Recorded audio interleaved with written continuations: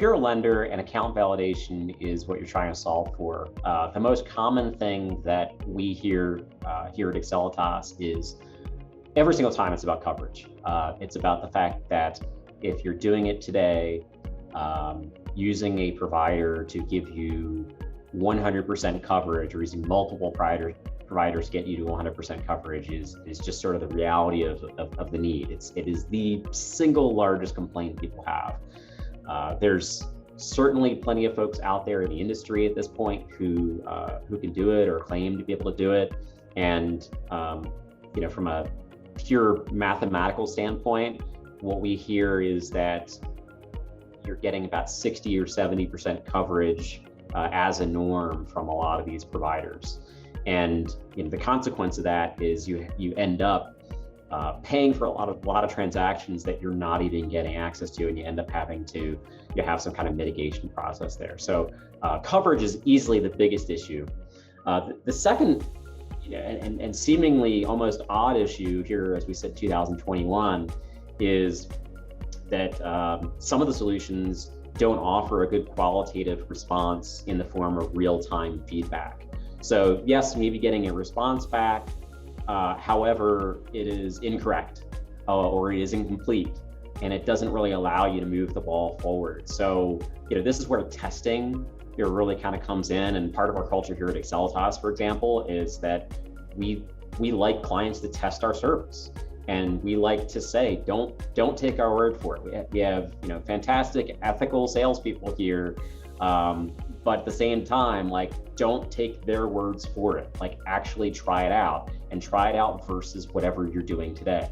And what we see is that time and again, not only do we provide the better coverage, but also in many instances where another provider can't give that coverage or some of the data is incorrect, we're providing more real-time updates on that.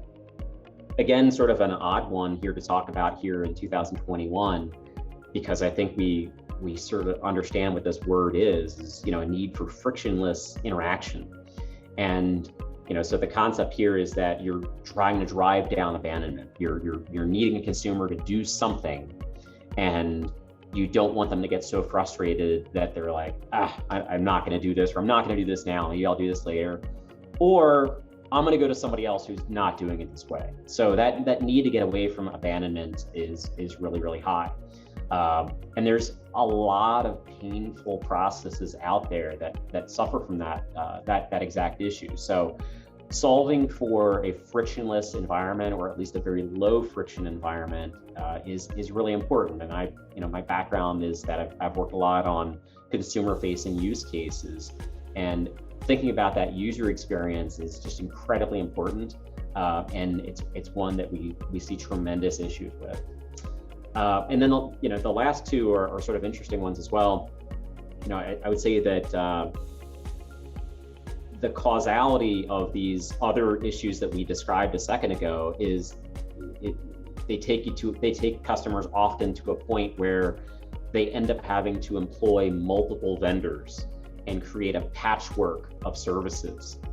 And that defeats this singular use case without a doubt, right? Because you have multiple vendors, maybe different data, different experiences, who knows?